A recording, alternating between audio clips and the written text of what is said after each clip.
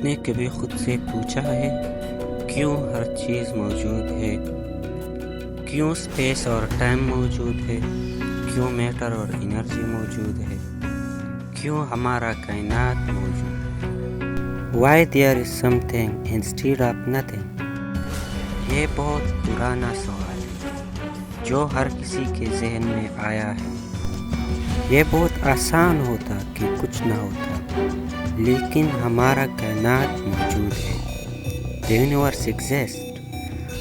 ہمارے پاس کائنات کی تاریخ موجود ہے اور فزکس کے قوانین جس کے اصولوں پر یہ کائنات چل رہی ہے، اور یہ ہمیں بتا سکتی ہے کہ کیوں اور کیسے یونیورس موجود ہے۔ کچھ فزسٹ کا خیال ہے کہ ہمارا کائنات نتھنگ سے بنا ہے، لیکن کوانٹم فزکس ہمیں بہت سے امکانات بتاتے ہیں۔ کوانٹم فزکس کے مطابق نتھنگ اندرونی طور پر انسٹیبل ہے، تو یہ ممکن ہے کہ اچانک نتھنگ سے سم تھنگ بن جائے، یعنی کچھ بھی نہ ہو اور اس سے کچھ بن جائے۔ کوانٹم میکینکس کے مطابق ایمٹی اسپیس موجود ہی نہیں، پرفیکٹ ویکیوم بھی پارٹیکلز اور اینٹی پارٹیکلز سے مل کر بنا ہوتا ہے۔ یہ خیالی پارٹیکلز ہم ڈائریکٹلی تو دیکھ نہیں سکتے، لیکن ہم اسے اس کے ایفیکٹس کی وجہ سے جانتے ہیں۔ کوانٹم میکینکس کے مطابق یہ پارٹیکلز کسی کاز کے بغیر وجود میں آ سکتے ہیں۔ اسی طرح ہو سکتا ہے کائنات بھی نتھنگ سے وجود میں آیا ہو۔ نتھنگ سچ میں ایک پاگل کر دینے والا کنسیپٹ ہے۔ آپ سوچتے ہوں گے کہ خلا صرف ایک خالی جگہ ہے، لیکن یہ ایک امپرفیکٹ ویکیوم ہے۔ ہمارا کائنات نتھنگ سے بنا ہے، اور اسپیس کا مطلب نہیں کہ یہ نتھنگ ہے، یعنی کچھ بھی نہیں۔ Space is some thing. Quantum physics کے مطابق یہ پارٹیکلز اور اینٹی پارٹیکلز سے مل کر بنا ہے۔ So what is nothing? یہ نتھنگ کیا ہے، اور یہ اسپیس کہاں سے آیا ہے؟ کچھ لوگ یہ بھی کہہ سکتے ہیں کہ ہمارا اسپیس جس کی کوئی حد نہیں ہمیشہ سے ہے، لیکن پھر ہماری کائنات کی ایج کیوں ہے جو 14.5 بلین ایئرز ہے؟ ہماری کائنات یعنی میٹر اور انرجی کی ایج اسپیس کے ایج کے برابر کیوں نہیں جس سے یہ بنا ہے؟ نتھنگ سے سم تھنگ کا بننا، اس کے لیے ایک سوچ، ایک انفارمیشن، ایک کانشیسنس کی ضرورت ہوتی ہے، اور فزکس کے مطابق یہ انفارمیشن فنڈامنٹلز ہے۔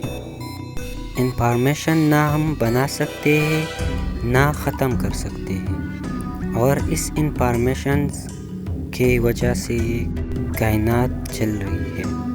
پھر سوال آتا ہے یہ انفارمیشن کہاں سے وجود میں آیا؟ نتھنگ سے سم تھنگ کا بننا کوئی عجیب بات نہیں، کیونکہ 0 بھی +1 اور -1 میں سپریٹ ہو سکتا ہے۔ اسی طرح اسپیس بھی میٹر اور اینٹی میٹر میں سپریٹ ہو جاتا ہے۔ فزسسٹ کے مطابق بگ بینگ ہوا جب، تو جتنی مقدار میں میٹر بنا اتنی مقدار میں اینٹی میٹر بھی بنا ہوگا۔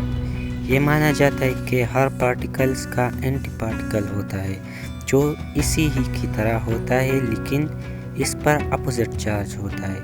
یہ دونوں پارٹیکلز ایک دوسرے سے بہت ہی دور کیوں نہ ہو، لیکن ایک دوسرے کو افیکٹ کر سکتے ہیں۔ جس طرح ہم یہاں موجود ہیں، ہمارا اینٹی میٹر کسی اور جگہ موجود ہوگا، لیکن کائنات صرف میٹر اور اینٹی میٹر سے کیوں بنا ہے؟ یہ فزکس کے سب سے بڑے رازوں میں سے ایک راز ہے۔ جتنا یونیورس میں میٹر ہے، اگر اتنا ہی اینٹی میٹر ہوتا تو سب کچھ فنا ہو جاتا اور کچھ بھی نہ ہوتا، لیکن ایسا نہیں ہے، یعنی اینٹی میٹر یا تو موجود ہی نہیں یا کسی ایسی محفوظ جگہ میں ہے جہاں سے یہ دونوں مل نہیں سکتے۔ اب کسی کا یہ خیال ہے کہ ایگزسٹنس ہمیشہ سے ایسا ہی ہے، نتھنگ سے میٹر اور اینٹی میٹر، اور پھر کچھ دیر تک یہ دونوں جدا رہتے اور کائنات موجود رہتا ہے، پھر یہ دونوں ساتھ مل کر کائنات بنا ہو جاتا ہے۔ لیکن یہاں ایک اور سوال ہے، ایگزسٹنس رک کیوں جاتی ہے؟ یہ ہمیشہ کیوں نہیں رہتی؟ اس کا نتیجہ یہ نکلتا ہے کہ کائنات میں اینٹی میٹر یا تو نہیں ہے، اور اگر ہے تو وہ میٹر سے زیادہ ہے۔ لیکن کیوں؟ وہ تھیوریز جو یونیورس کے بارے میں کچھ بتاتی ہے اصل میں وہ کچھ نہیں بتاتی۔ ہم جو جانتے ہیں اصل میں ہم کچھ نہیں جانتے۔ اسی لیے سقراط نے کہا I know that I don't know۔ سب باتوں کا نتیجہ یہ نکلتا ہے کہ نتھنگ خود کانشیس ہے، اور نتھنگ میں ہی سارے انفارمیشن موجود ہے جو اس نظام کو چلا رہی ہے۔ اگر ہم تاریخ پڑھیں، سومیرینز، ایجپشینز، آسٹریلینز، کورین، چائنیز، ویسٹ افریقہ، ساری پرانی سویلائزیشن پڑھیں تو ان کے مطابق کوئی طاقت موجود ہے جو اس نظام کو چلا رہا ہے، لیکن اس کا ہر کسی نے اپنا نام رکھا۔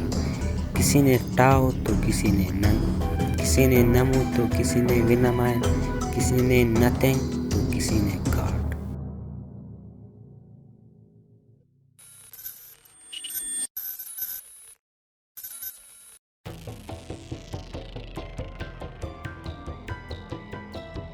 اب یہ ہمارا سائنس اس نتیجے پر پہنچ چکی ہے، اور اگر آپ نہج البلاغہ پڑھیں تو اللہ آپ حیران ہو جائیں گے کیسے مولا علیہ السلام نے یہ سب کچھ 1400 سال پہلے بتایا۔ مولا علیہ السلام خدا کے وجود کے بارے میں فرماتا ہے، نہ اس کی ابتدا کے لیے کوئی وقت ہے، نہ اس کی کوئی مدت ہے جو کہیں پر ختم ہو۔ اس نے مخلوقات کو اپنی قدرت سے پیدا کیا، اپنی رحمت سے ہوا کو چلایا، ترتراتی ہوئی زمین پر پہاڑوں کے میخے لگائے۔ جس نے یہ کہا کہ وہ کسی چیز میں ہے، اس نے اسے کسی کے ضمن میں برس کر لیا۔ جس نے کہا وہ کسی چیز پر ہے، اس نے اور جگہ اس سے خالی سمجھا۔ وہ ہے، وہ ہوا نہیں، موجود ہے پر عدم سے وجود میں نہیں آیا۔ وہ ہر شے کی ساتھ ہے، جو جسمانی اشکال کی پر، وہ ہر چیز سے الگ ہے، جو جسمانی